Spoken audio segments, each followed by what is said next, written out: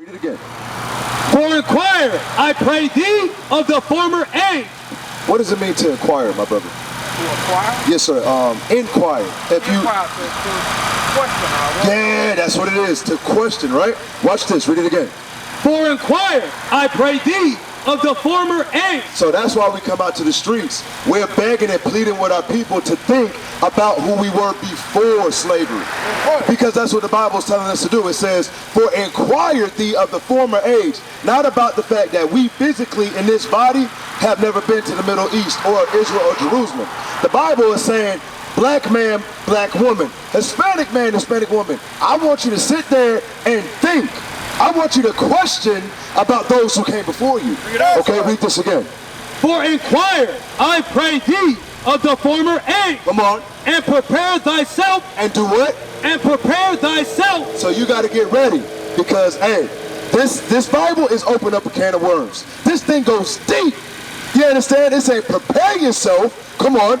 To the search of their fathers. For the search of your fathers. It's saying brace yourself. So when we go through this history, you're going to realize, oh my goodness, they have been lying to me my whole life. You have to understand how deep this thing, man, we better than being black. We better than being Negro. You understand? I have fathers, I have grandfathers, things like that. They used to tell me all the history. But guess what? There's more before 1619. It goes greater than that. We were once kings on the earth. And that's what my brother's trying to show you right now. Excuse me. So I pray that you prepare yourself for what's about to be brought out. And I pray that you know, I know you may, know some things, right? But we're asking, hey, humble yourself down because you're never going to be taught the Bible this way. The way we've been taught the Bible is what? Where's the devil at? By this man. Right here. White man Christianity. White man God loves everybody. But guess what? You're going to realize that ain't even in the Bible. Did you know that Christ is a black man? Okay, you know it. Can you prove it? And I'm not trying to put you on the spot, but do you know the scripture? What is it? Scripture that proves that he's a black man. Yes, sir. I mean, not necessarily per se, but I do understand that he was a Hebrew and he come from Jerusalem. It's in Africa, so he would have to be an African man. See, that's the confusion. So I'm glad you just said, what's your name, bro? Mark, you said Michael? Yeah. All right, I'm Mattathias. Now, I'm glad you said what you just said. You said he had to be African. Yes. No. Well, different interpretation. But Matthew would have been Mattathias like in the biblical time when the Messiah walked. Right. Mattathias is of the Greek tongue. You read about Mattathias in the Maccabees, okay? I want to show you something real quick because you said something about, you said had to be an African man. That's what you said, right? Yeah. Now, I want you to understand. Everybody on the face of the earth was black in the beginning.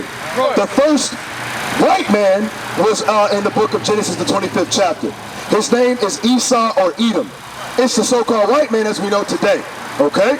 Now, give me Exodus 11, verse 7. I want to show you that even though Africa and Israel are right there next to each other, right? Africans come from one lineage, and the Israelites come from a different lineage. We might have the same skin complexion. We may look alike, but we're not the same people. Okay, watch this. Exodus chapter 11 and verse 7.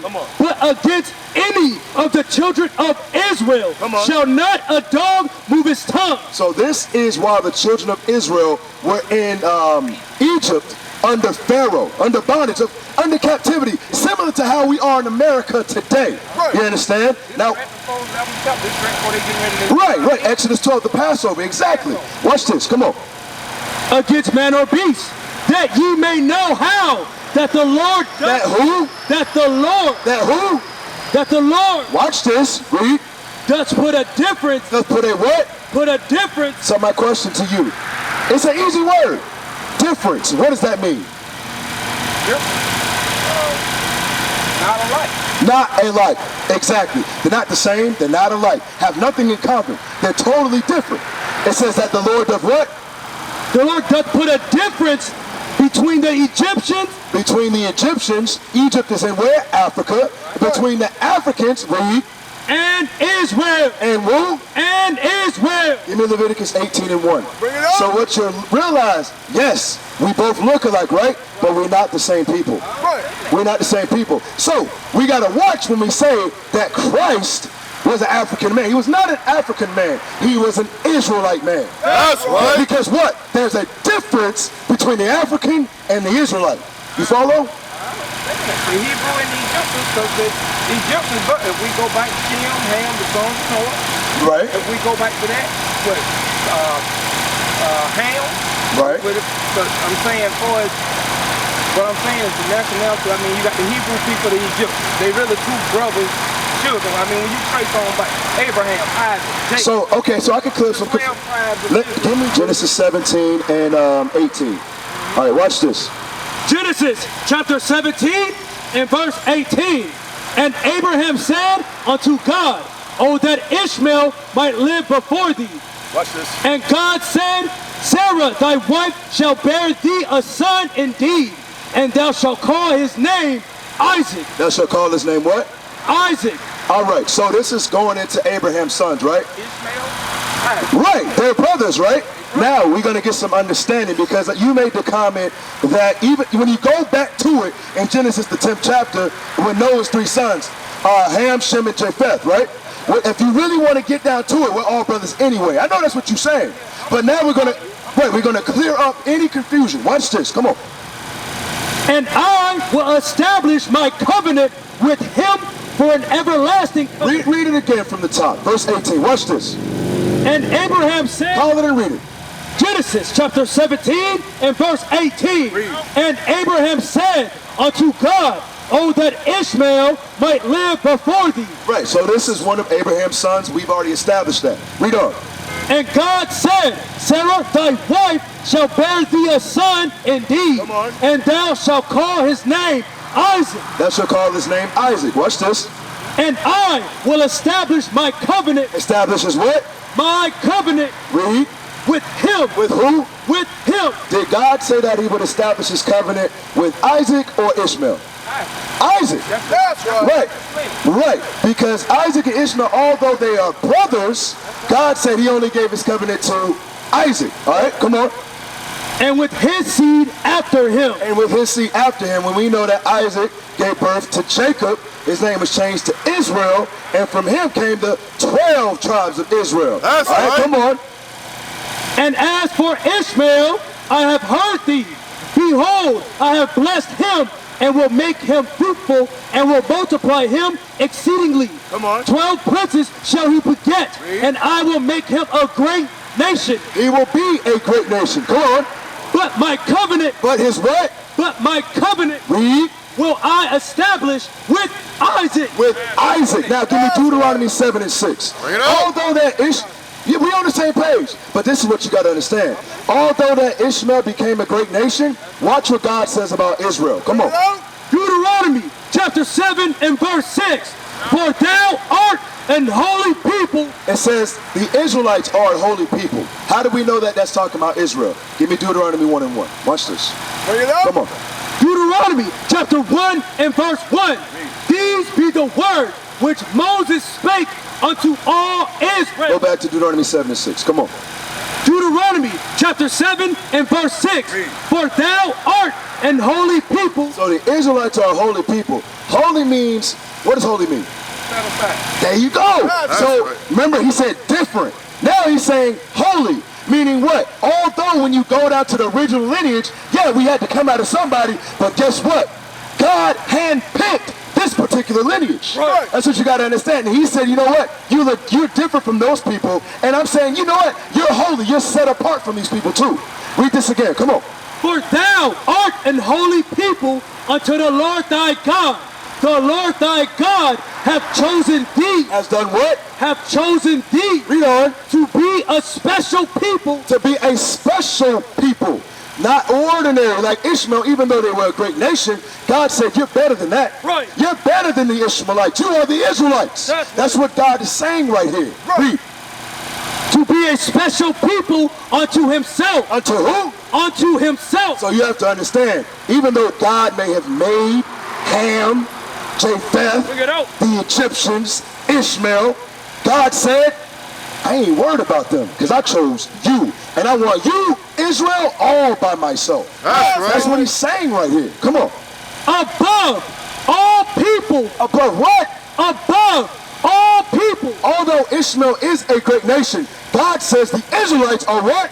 Above all people, Come on. that are upon the face of the earth. Upon the face of the earth. So when it comes down to it, we're not going back into history. When God chose Israel, we going with that and we're sticking with that. And we have to understand, in the new covenant, it's nothing but confusion. That's right. Christianity teaches that we're Gentiles. We're not Gentiles. We are the Israelites according to the Bible. That's right. And they also teach that there's a so-called thing as the lost tribes. No, they ain't no lost tribes. We just been the lied to tribes. Right. That's what you got to understand. Right. Give me Romans chapter 11, verse 1. We've been lied to our whole lives. Right. They've known who the Israelites were this whole time. But they don't want you to find out. Because as soon as you find out, guess what? That's when we get out of here, and that's when they become our servants, and we become the ruling class. Right. That's what you got to understand, my brother. Read this. Romans chapter 11 and verse 1. Come on. I say then, hath God cast away his people? You see that? It's possessive. Remember, we know who his people is. It ain't Ishmael. It ain't the Egyptians. But it's the Israelites. Read this again. I say then, hath God cast away his people? So the question is posed. Did God cast away the Israelites? Let's find out. Come on. God forbid. What? God forbid. Don't even think about it. God has never chosen the heathen over his people. You know what he did? Because we sinned, he used the heathen to punish us. Psalm 17 and 13. God uses the heathen to punish us. Who are the heathen? So-called white man, so-called Arabs, the so-called Chinese. You understand? When it comes to the corner stores, who run the corner stores? The Arabs run the corner stores. Bring it out. The Chinese restaurants come in our neighborhoods, run us out of business, treat us like garbage. In these, what they call it, the beauty salons and the toenail place. They treat us like second-class citizens, but guess what? They don't have to pay no consequences. We do, because guess what? The world was made for our sakes. We transgressed against God, and now we living our sentence. He's punishing us right now so we can repent and get ourselves right. Read this. Psalms chapter 17 and verse 13. Come on. Arise, O Lord, disappoint him, cast him down. Do what? Cast him down. So this is our forefather, King David. You're familiar with King David, right? That's our forefather. He's saying, cast him down. Let's find out who he's talking about. Come on. Deliver my soul from the wicked. From who? From the wicked. Come on. Which is thy sword. Which is thy sword. So what you see us just driving in the neighborhoods, just walking minding our business, and what do we hear? Whoop, whoop. It's the police. Well, sir, I'm just trying to get home. Next thing you know, you're reading about little Daquan just got murdered. Right. You're reading about what, Sandra Bland. You're reading about all these people, what, getting put to death in cold blood for doing nothing. That's actually in the Bible. Because we broke God's commandments, he's punishing us. Give me Lamentations 4:17. Bring it out. Watch this real quick. That's what you got to understand. All of this that's happening, bro, this is a direct result of sin. The Israelites, which are above all people, we are. You understand? But God said, you know what? Because I chose you and because you don't appreciate it, I have to teach you a lesson. Right. That's what he's doing right now. Watch this. Lamentation chapter 4 and verse 17. As for us. As for who? As for us. Everybody. Us. Lamentations is talking about the lamenting that took place during the Babylonian captivity. Right. This is another book of Jeremiah, which is right before it. You have to understand, when it means to lament, that means to sob or cry. What are we lamenting about? The Babylonians coming into Jerusalem and killing our righteous men. And taking our orators, our great men of war, raping our women, besieging the land, similar to what they've done to us. You understand? 1492, 1619, we're living the same thing, but guess what? It's been in the Bible this whole time. Right. And we didn't know that. But watch what God says right here. Read it again. As for us, our eyes as yet failed for our vain help. So the same thing today. So, for example, we got guns, we got violence, we got drugs in our neighborhoods, right? So for us, we're looking towards who to save us. We don't look to God to save us. We look to Mr. White Man to come save us. Right. The same man who put us in slavery. That makes no sense. Read this again. Watch this. As for us, our eyes as yet failed for our vain help. The Bible calls them vain help. Vain means somebody of no profit, meaning what? They cannot help you. Read. In our watching, we have watched for a nation that cannot save us. America can't save the black man. Only God can save the black man. Read. They hunt our steps. They do what? They hunt our steps. We can't even walk home in peace because we're worried about getting murdered by the people that's supposed to be protecting us. Read. That we cannot go in our streets. We can't even go in our own neighborhoods. And you know it's true. All of this that we're preaching right now, even though it's coming out of the Bible, you're like, wow, how is this coming out of the Bible? Because it's 100% fact. All of this is fact for us to do what? Get a clue, come back to our true nationality, and repent as Israelites. Read on. Our end is near. Our what? Our end is near. Come on. Our days are fulfilled. Read. For our end is come. Our persecutors are swifter than eagles. Our what? Our persecutors are swifter than eagles. What's the symbol of the United States of America? The who? Read that verse again. Our persecutors are swifter than the eagle. The Bible's saying the people who's going to be putting us to death, that's telling you who it is. Wake up. It's the so-called white man. He put that symbol there for a purpose. So today, in 2019, we can read the Bible and still identify who our persecutors are. And just in case that's not enough for you, it says it more than once. Give me Deuteronomy chapter 28, verse 49. Watch this. Deuteronomy 28, 49. Come on. Deuteronomy chapter 28 and verse 49. The Lord shall bring a nation against thee. God shall do what? The Lord shall bring a nation against thee. Come on. From far. From how far? From far. Read. From the end of the earth. All the way from the end of the earth, excuse me. So remember, Deuteronomy is written to the Israelites. And God is saying through his prophet Moses, he's saying that God is going to bring a nation from far. Meaning what? They ain't never encountered that nation. Come on. As swift as the eagle flieth. As what? As swift as the eagle flieth. There it goes again. It's telling us, hey, black man, you better get a clue.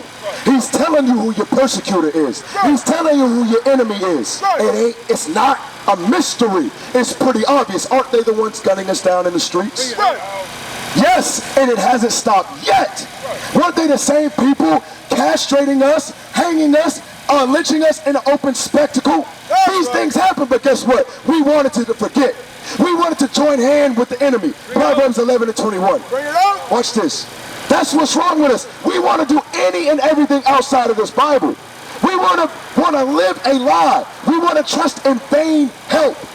It's time we stand up as righteous men and take back our communities. And righteousness, not I'm a black man, I'm an OG. Man, to hell with that nonsense. It ain't got us nowhere yet. Come on. Proverbs chapter 11 and verse 21. Read. Though hand join in hand. Though we want to join hand with Mr. White Man, come on.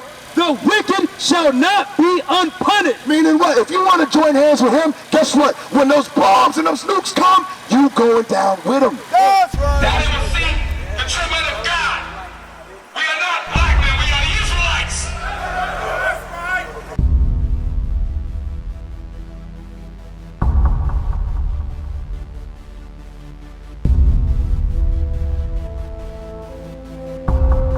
Take care of us. Take care of us. And our children too. And our children too. We have repented. We have repented. How about you? How about you? People want to know who's the king. O nation of Israel, it's time to return to the Father. O nation of Israel, it's time to return to the Father. Now why they trying to make it so hard to serve God? And why when I say that I'm a Jew it sound odd? For years I've been walking around saying that I'm a black man. I ain't saying that no more, it sounds wrong, man. This is Bishop Nathaniel of Israel United in Christ. Please subscribe to our YouTube channels. Stay up to date with our latest events, music, and classroom lessons.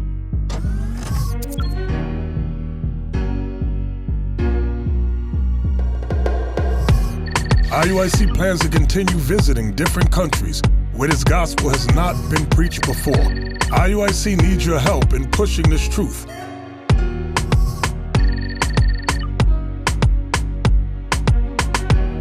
So join us. Subscribe to our Instagram, Facebook, Twitter, and podcast, and stay up to date with us.